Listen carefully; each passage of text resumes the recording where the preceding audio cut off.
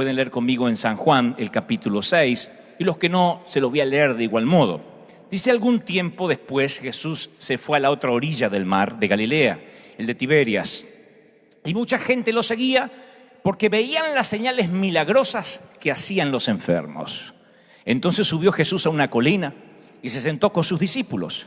Faltaba muy poco tiempo para la fiesta judía de la Pascua. Cuando Jesús alzó la vista y vio una gran multitud que venía hacia él, le dijo a Felipe: ¿dónde vamos a comprar pan para que coma esta gente?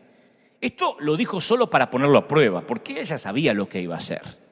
Y responde Felipe: ni con el salario de 8 meses podríamos comprar suficiente pan para darle un pedazo a cada uno. Otro de sus discípulos, Andrés, que era hermano de Simón Pedro, le dijo: mira, aquí hay un muchacho que tiene 5 panes de cebada y 2 pescados. ¿Pero qué es esto para tanta gente? Hagan que se sienten todos, dijo Jesús, que todo el mundo se siente, vamos a comer. En ese lugar había mucha hierba, dice la Biblia. Así que se sentaron ahí en la grama y los varones adultos eran como 5,000. Jesús tomó entonces los panes, dio gracias y distribuyó a los que estaban sentados todo lo que quisieron. O sea, uno podía repetir y repetir y repetir las veces que quisiera. Lo mismo hizo con los pescados. Y una vez que quedaron satisfechos, dijo a sus discípulos: recojan los pedazos que sobraron, para que no se desperdicie nada. Así lo hicieron, y con los pedazos de los 5 panes de cebada que les sobraron a los que habían comido, llenaron 12 canastas. Ahora, el punto central de este milagro, y quiero que me presten mucha atención porque les voy a compartir secretos que son extraordinarios y que van a redireccionar tu vida si me prestas mucha atención. El punto central de este milagro es que Jesús alimentó a 5,000 personas con 5 panes y 2 pececitos. Pero de igual modo, cuando el escritor o el evangelista relata el incidente, él pone: Jesús alimenta a los 5,000. La aclaración es que eran 5,000 hombres adultos. Si solo están contando los hombres, no cuentan las mujeres ni los niños, y los niños vaya que comen, y las mujeres también comen, a menos que haya habido un montón de mujeres todas a dieta que dicen: yo si no hay ensalada no como. No lo creo. Yo creo que si había 5,000 hombres y mujeres y niños, se calculan 20,000 personas. Es el promedio, 20,000 personas. O sea que el milagro no solo estuvo en 5,000, y no solo Jesús sacó un conejo de la galera, sino que sacó 20,000 peces. Y alimentó, le dio 20,000 porciones a todos los que estaban hambrientos en ese sitio. 20,000 porciones de alguien que tenía nada más unos pocos pancitos y peces. Ahora, sé que ustedes han oído muchas veces hablar de este milagro y sé que se les ha predicado en decenas de ocasiones acerca de la multiplicación, pero aún así no crean que este es un mensaje de prosperidad. Es un mensaje de los milagros que puede hacer el Señor. Así que cuando yo voy al milagro de Jesús y veo que Él hace una multiplicación, digo: por algo esto está en la Biblia. No es casual, es de una manera arbitraria que aparece allí. Los discípulos no secuestran la vianda del pequeño que tenía para comer los pececitos y los panes. No es que le roban la vianda, es el niño en un acto de amor, de generosidad, que se acerca a los discípulos mirando 20,000 gente y dice: yo lo único que tengo es mi almuerzo, me lo dio mi mamá esta mañana, me dijo: si vas a ir a seguir al maestro, llévate algo de comer, hijo. Así que fui a la nevera, me agarré unos pececitos y unos panes, pero esta es mi comida. Y el niño lo ofrece, es todo lo que tiene, pero lo ofrece. Ahora, en el mundo natural, nosotros pensamos que cuando damos, sí o sí nos queda menos. Eso es lo lógico, lo aprendimos de chiquitito, la suma y la resta. En el mundo espiritual no funciona así, porque las cosas no van sumándose, sino que se multiplican de manera exponencial, cuando el Señor está en la ecuación. En la economía de Dios, 5 más 2 no es igual a 7, porque si Dios entra en la ecuación, 5 panes más 2 peces son 5,000 comidas, 20,000 porciones y 12 bolsitas de sobras para el perro en la casa. Cuando el Señor entra en la ecuación, sobran 12 canastas. El Señor dijo: ¿quién tiene perros? Ahí hay sobras. No sé para qué estaba la sobra, pero recogieron 12 canastas llenas. Porque cuando sumamos 5 más 2 y Dios entra en la ecuación, no es una suma, sino que es una multiplicación. Ahora, la población total de Galilea en los tiempos de Cristo se presumen que eran unas 40,000 personas. Si había 20,000 gentes allí, recuerden que les dije que había 20,000, porque la Biblia dice que había 5.000 hombres nada más. Así que con niños y mujeres, un promedio de 4 personas por familia, 20.000 personas. Es muchísima gente a la hora de la comida, no es una exageración. Jesús le dice a Felipe, ¿dónde vamos a comprar pan para que coma esta gente? Felipe ni pensó en el almuerzo. Judas, que llevaba los números, dijo, no me diga que hay que darle de comer porque estamos en la quiebra total, en bancarrota. 20.000 personas es un cálculo sideral que de hecho Felipe lo hace. Él dice, ni con el salario de 8 meses podríamos comprar suficiente pan para darle un pedazo a cada uno. Él hace un cálculo, ni con el salario de 8 meses. Lo que desconoce él es que tiene al Señor de la multiplicación al lado, que con muy poco puede hacer un milagro grande. ¿Me siguen hasta ahí, sí o no? Con muy poco. Ahora, hace unos años investigaron en una universidad un estudio que arrojó que la gente suele responder a las necesidades de otras personas si no es mucha la necesidad. Se los voy a poner así. Hicieron un experimento donde enviaron, por ejemplo, a una ciudad como Anaheim, 2 cartas pidiendo dinero, colaboración. En una carta exponían la gran desnutrición de los miles de niños de África que mueren a diario por no tener pan, por no tener comida. Y pedían, aunque sea $1 de colaboración. Si usted nos da $1, ayudará a paliar el hambre de los niños de África. Pero también enviaron otra carta que decía que había una niña en Anaheim de 7 años que no tenía para comer. Y si usted nos da $1, vamos a hacer que esta niña pueda comer. El resultado fue asombroso. Todos colaboraron con la niña de Anaheim. Era otra ciudad, pero estoy poniendo Anaheim como un ejemplo. Y casi nadie colaboraba con los niños de África.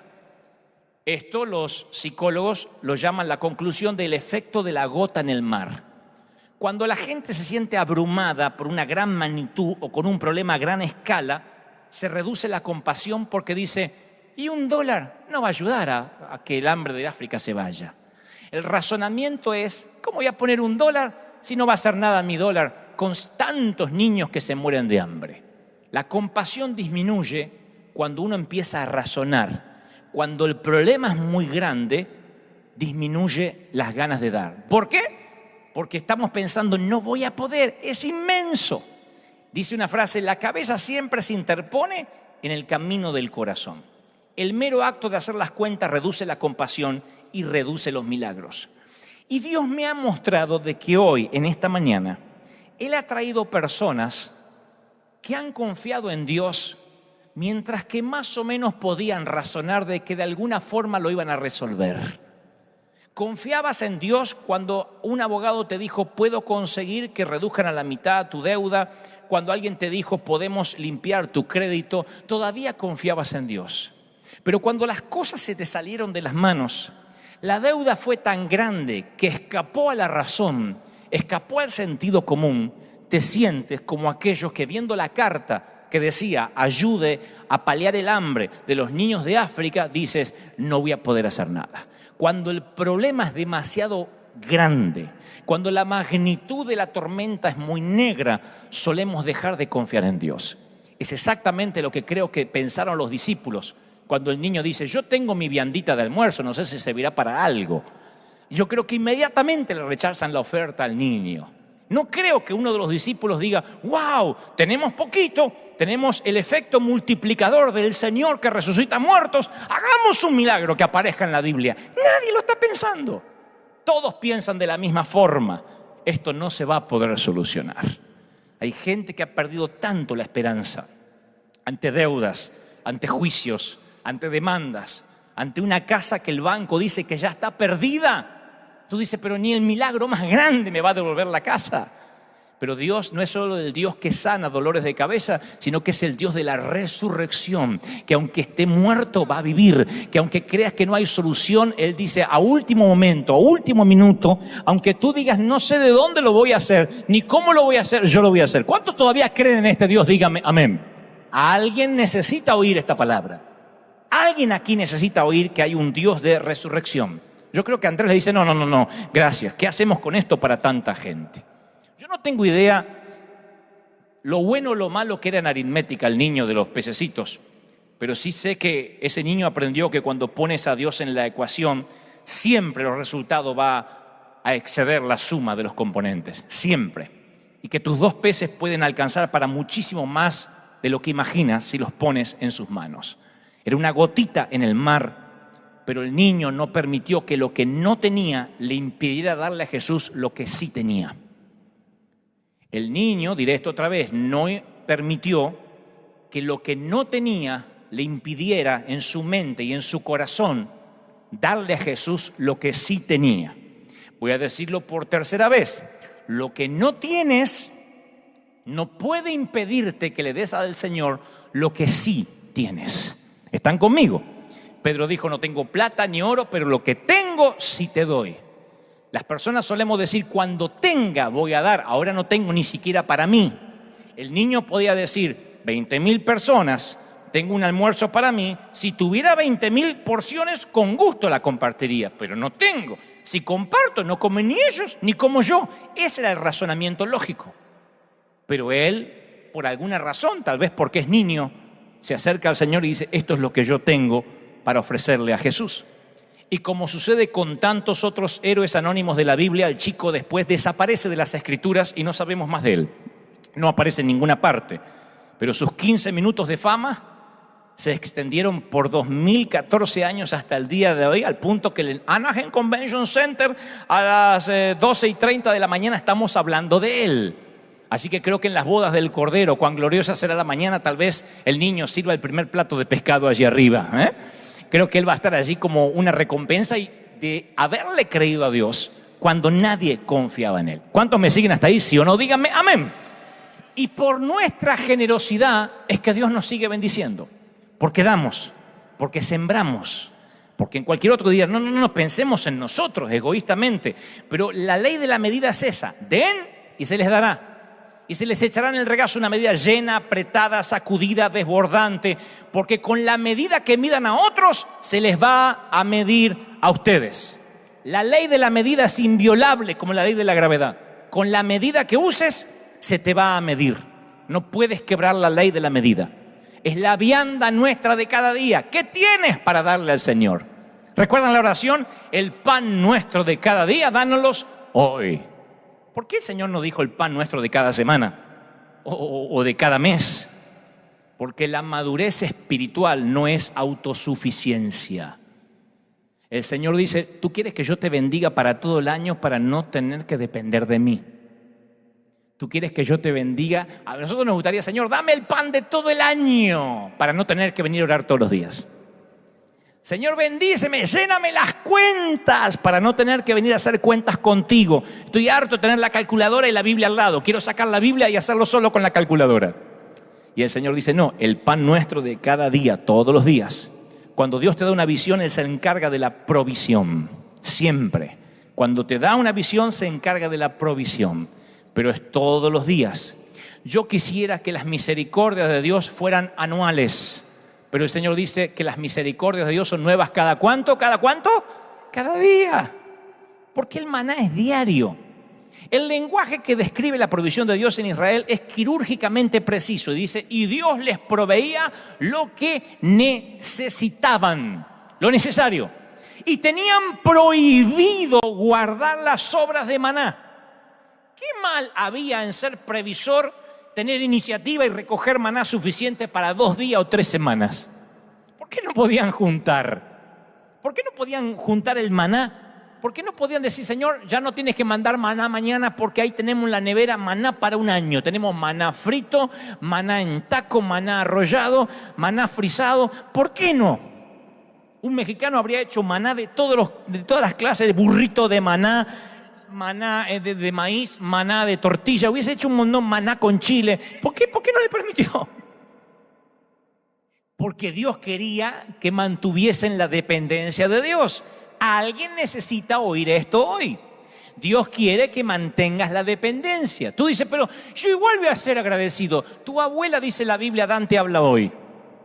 Cuando Dios te bendice por mucho tiempo y empiezas a guardar, inmediatamente Tu estado natural, y lo digo porque yo también soy humano, es olvidarte de orar por esa necesidad. Ya no oras, ya no buscas a Dios porque resolviste tu problema financiero. Un montón de gente que pedía prosperidad, de pronto Dios la bendice y tan pronto son prósperos, se olvidan de Dios y cambian su orden de prioridades. El maná es diario. Jesús es el Dios de la multiplicación, pero la provisión es justo lo necesario para que no te falte nada. ¿Cuántos confían en ese Dios? Díganme amén. Para que nada te falta. Ahora el Señor dijo, que se sienten todos que van a comer. Y toma la vianda del muchacho. Tocó campana para que todos estén listos para la cena, que todos se sienten a comer, y bendijo un alimento que hasta ese momento era imaginario. Bendijo un alimento, iba a repartir 20.000 porciones que no existían. Así que imagínense lo que son 20.000 gentes que se transforman en una turba furiosa si tiene hambre y todavía no comió. Había que hacer la logística de repartir 20.000 porciones. Sin embargo, veo que el Señor da gracias al Padre por algo que no tiene.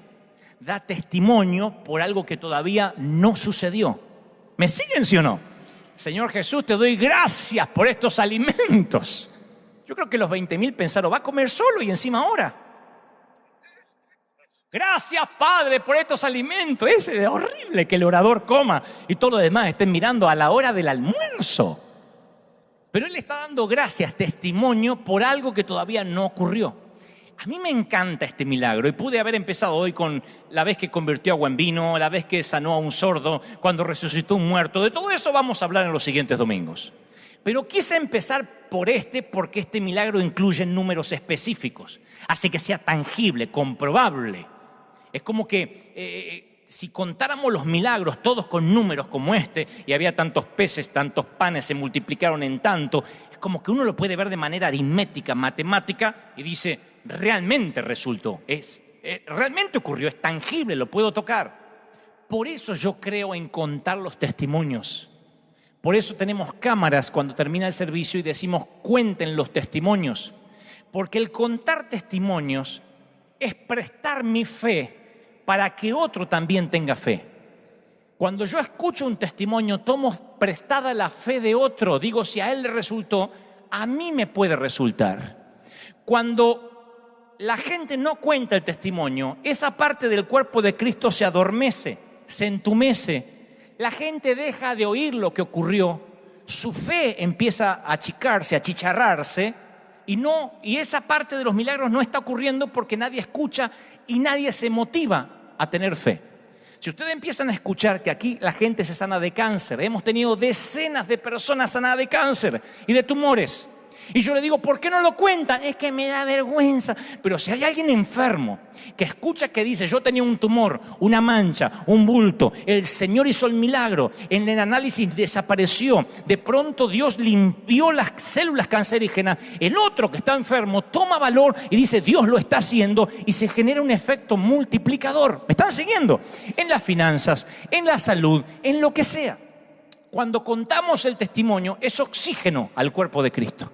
Cuando lo contamos, aquí hay gente que ha dado siembras de lo que no tenía y le vino una prosperidad tan grande y no lo cuenta. Y todo lo que contamos genera milagros del mismo tenor. Cambia la atmósfera. ¿Cuántos van a contar lo que Dios está haciendo? Díganme, amén. Cuando yo veo que Dios hace algo, digo, Dios lo está haciendo y lo va a seguir haciendo. El Señor dice, siéntense, y da testimonio. Y luego que todos comen y no sabían cómo se multiplicaba la comida, le dice, cuenten ahora lo que sobró, cuenten.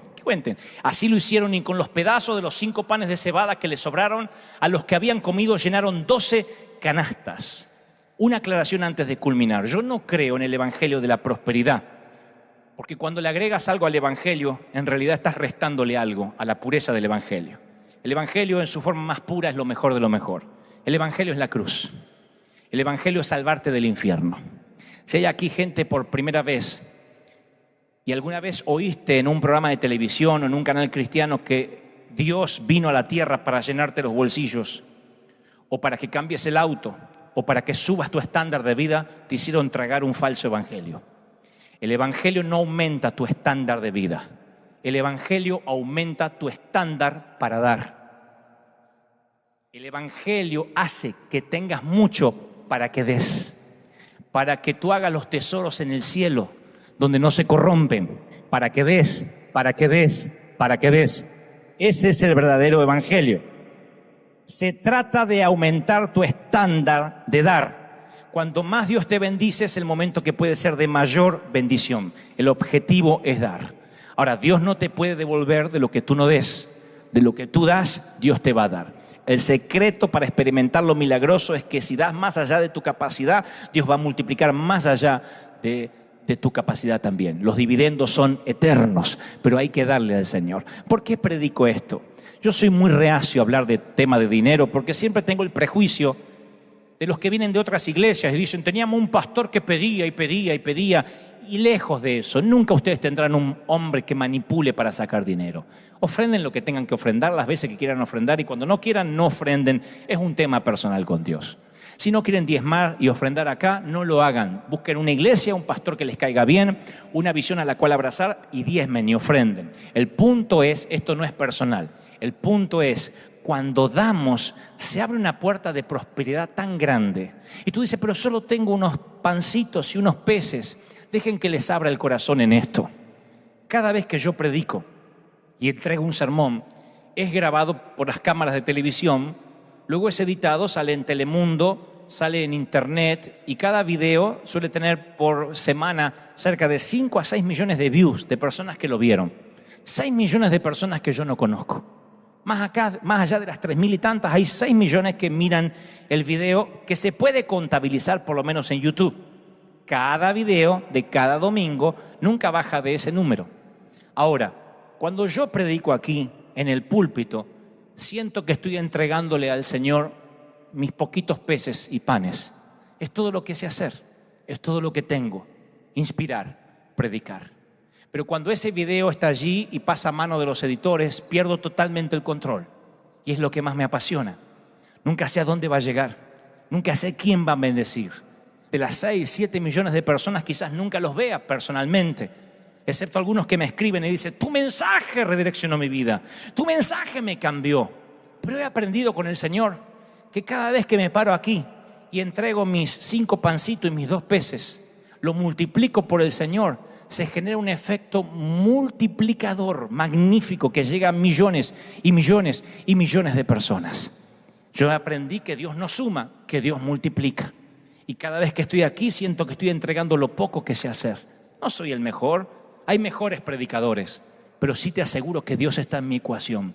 No hubo una sola vez en que no haya predicado y no haya llegado a millones de personas. ¿Cómo ocurre ese milagro? No tengo que ver yo. No es porque sea un buen orador. Es que el Señor agarra mi vianda del día, mi vianda del domingo y la transforma en un menú para millones, para toda la semana, para todo el mes, para todo el año, en gente en los 5 continentes. ¿Cuántos quieren ese efecto multiplicador en sus vidas, en sus negocios, en sus empresas, en sus compañías? Oigan, no creo en el evangelio de la prosperidad. Creo en un Dios que prospera, un Dios que te bendice. Yo quiero orar puntualmente para que hagas un giro de 180 grados. Si tú me das pruebas de que tú das, yo voy a darte pruebas de que Dios te va a multiplicar al 30, 60 y al 100 por 1. Estoy hablándole a los que dicen, es que no tengo para dar. Yo estoy hablándole a los que tienen la vianda del día. No le hablo a los ricos. Les hablo a los que tienen la vianda del día hoy. Los que dicen, es todo lo que tengo, apenas me va a alcanzar. Los que tienen la vianda del día y el Espíritu Santo te dice, o pagas como siempre lo poquito que tienes y lo poquito que tienes para pagar, o me lo entregas y vas a ver lo que yo puedo hacer cuando lo das en mis manos. Yo puedo hacer un milagro grande cuando me entregas lo poquito en mis manos. ¿Creen en ese Dios? ¿Sí o no? Les está hablando un hombre y una mujer. Nosotros hemos creído en ese Dios siempre, a través de los años. Y yo sé lo que esta mujer ha sufrido por no tener una casa propia y todavía no la tiene. Y yo sé las veces que hemos tenido que renunciar a un montón de cosas por darle al Señor. Pero siempre decimos, si volviéramos a vivir, ¿lo volveríamos a hacer otra vez? Una y otra vez, una y otra vez. Porque es un efecto, es un ecosistema espiritual. Nunca para, nunca se detiene, nunca se detiene. Si le damos $1 millón al Señor, tenemos 5, 6 millones para volver a invertir otra vez. Siempre, nunca para, nunca se detiene, nunca se detiene. Cuando rompimos la mente miserable fue cuando Dios nos empezó a bendecir.